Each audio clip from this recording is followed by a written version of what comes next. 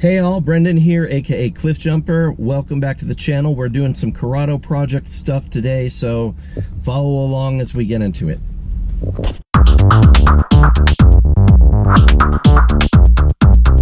Hey everyone, welcome back to the channel.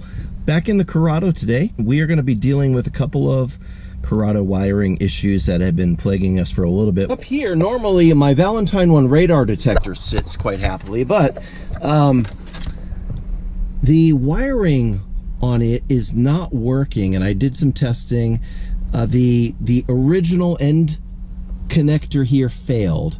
I tried crimping on a new connector and it did not work. It's internally, I cut a little bit more just to test. Inside this thing, it has failed, so the wires are shorting out one to the other. That means I need to trace this wire all the way back along here and all the way back into there and into the dash and replace it. So we've got a new wire. Fortunately, it just uses standard RJ45 four wire phone wire. So yeah, there are versions of this that only have 2 wires running through the whole thing. You need the 4-wire version if you've got a radar detector. So this is the proper 4-wire version. I'm gonna go ahead and string it through there and get my Valentine working again. Hopefully I don't have to remove too much in order to get that done, but I do have this fancy old Brenner dual pod gauge cluster thing here, and I'll have to remove part of the A-pillar to get this done.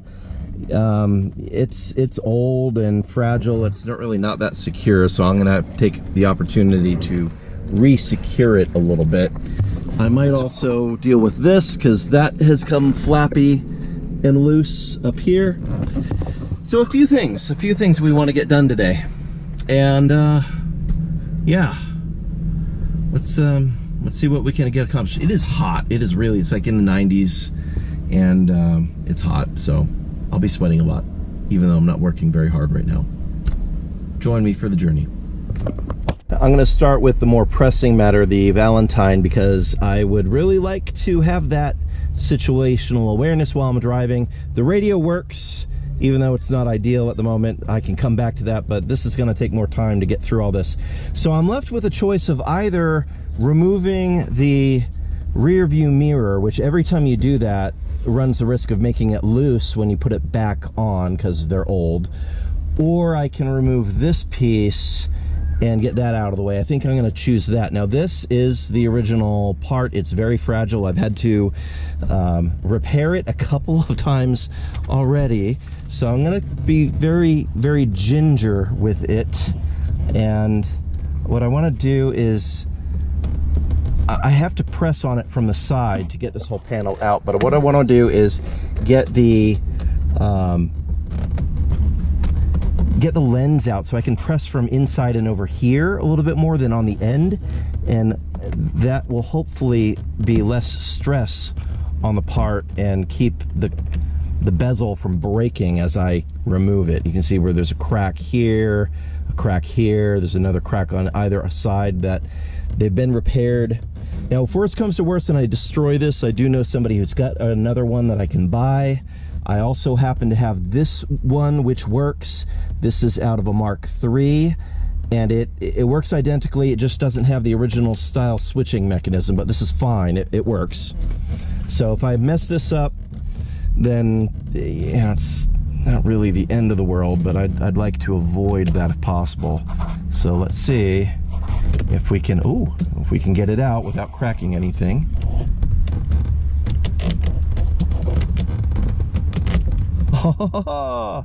Success! All right, great.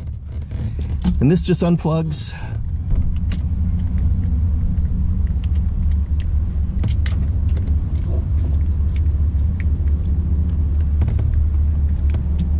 Again, being very ginger and gentle because these are old parts. Okay, great. So that's out of the way. Fabulous. Now I can unscrew this panel and get it out of the way, and that will give us access to pulling this RJ cable out of here.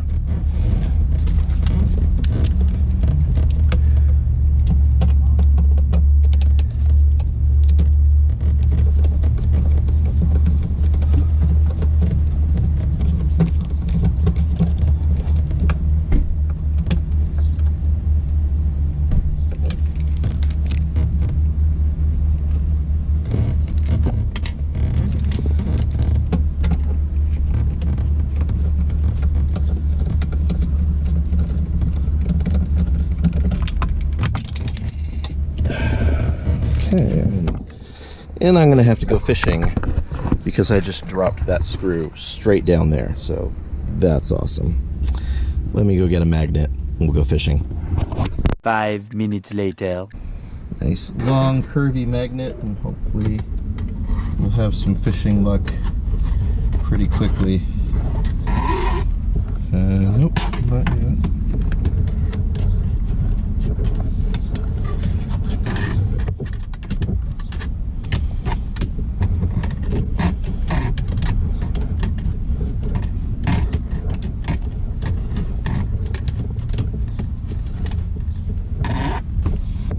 Nope.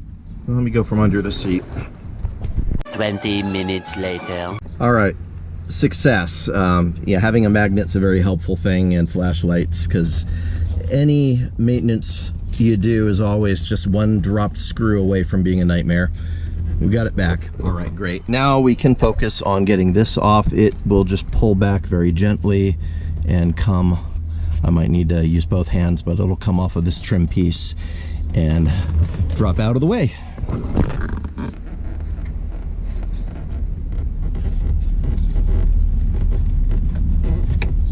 There we go. All right. Now we have this big long trim piece is where we've got this line tucked into.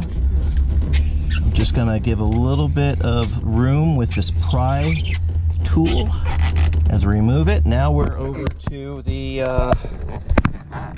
A-pillar. So we've got a trim piece here, little button. Move that out of the way. And then should be a Phillips head screw that holds it in place. I think it's probably loose most of the way back. So we'll just loosen this rather than completely remove it. That'll be my approach with this.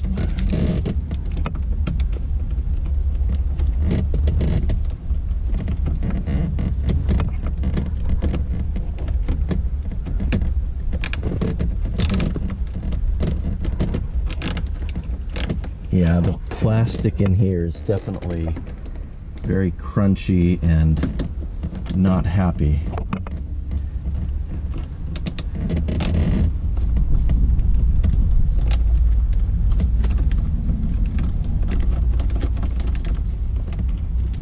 And if I recall, I've actually had to use some RTV silicone to secure most of this in place because of the crunchy bracket plastic, so I'll probably have to RTV it back in place again after I'm done taking out this line. Yeah, that is not happy with me. All right.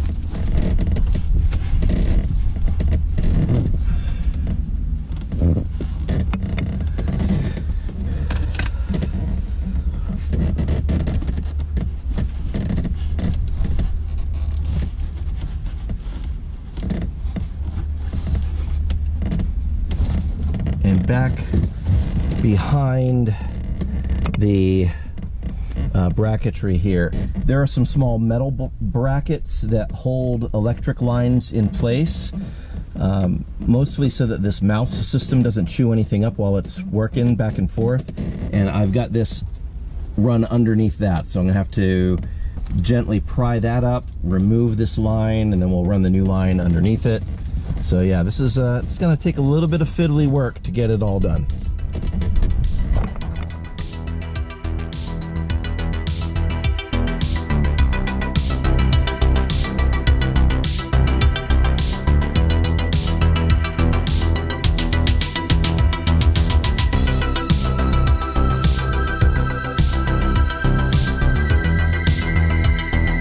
And what I will do is I will attach the new line and pull it down through so that I'm not having to take everything apart to feed the new line. All right, yeah, we'll do that.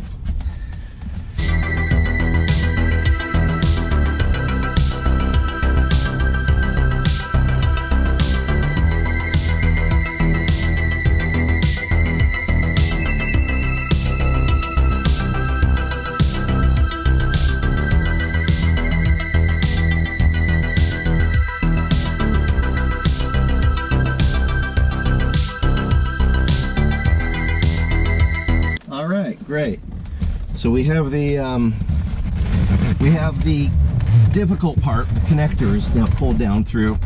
What I'm going to do here is I am going to run the cable up through here, leave myself a little bit of extra length, and go get the radar detector and mount it up there so that I know I've got a good amount of length. And then I'll make sure that there's extra coiled inside here if I need to pull out more at some point. So let me grab the detector and make sure that it's oriented properly. I've got enough cable length to deal with it, and that should be all right. I'm going to take this opportunity to right a wrong. A long time ago, when I did the black headliner conversion, I never painted the front trim piece black. 20 minutes later. All right, a little better. I've now painted the whole trim piece so it blends. I'm happier with that. And now it's time to make sure that stuff is generally in the place where it needs to be. I'm gonna put my Valentine in its spot and then run the cable. So I like it to be pretty tidy. I'm gonna tuck it up inside this trim piece like it was before and work my way backwards.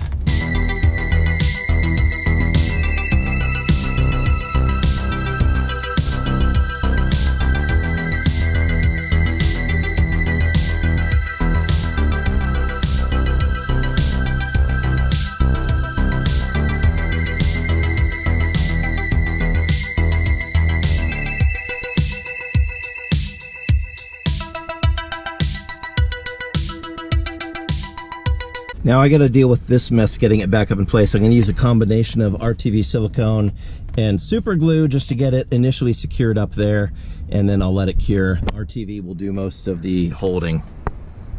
5 minutes later. All right, so I've used a bunch of that wonderful 3M body molding tape, which is heat resistant, and some RTV silicone, and I'm just holding it in place while the double-sided tape finds its grip here, but it's, yeah, there we go, it's back in place. I need to redo this whole thing at some point, but for now it's fine, and that part is done. Now I need to connect the connector underneath the dash to complete the circuit for the Valentine, and we should be good. Remove this too, since we're done painting. Don't need that in place anymore. There we go. Oh, and hey, remember that electric screwdriver that I reviewed not very long ago? I actually have a use for it right now in the car, and that's the screws underneath the kick panel that are really hard to get to with a full-size drill, and they take a lot of turns to get out. Well, this is going to make that work really quick. Let's see here. Yeah.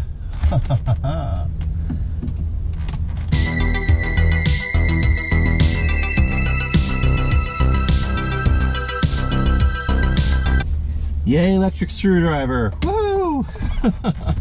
All right, so I got to take out that kick panel to get up to the connector joint that's up underneath for my Valentine.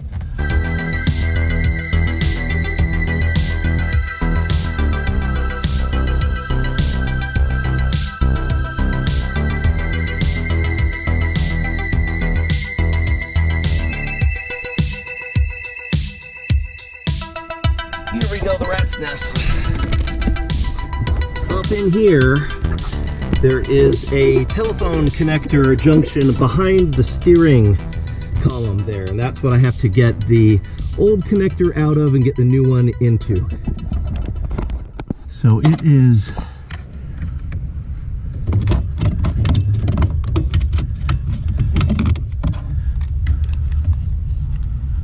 right up behind the steering column. And of course, the GoPro's on the wrong side. 20 minutes later. Well, no surprise, after monkeying around under there, getting that connector where it needs to be and all plugged in, turns out the fuse for the Valentine is popped also, probably because that wiring harness had failed and it was shorting. So That saved my Valentine. That's great. I hopefully have one of these fuses. If not, we're off to the auto parts store to see if we can find one. 5 minutes later. All right, let's see. Got everything wired and... Yay! All right, cool. Got that mischief managed. And on that terrible disappointment, it's time to say goodbye. We'll be back.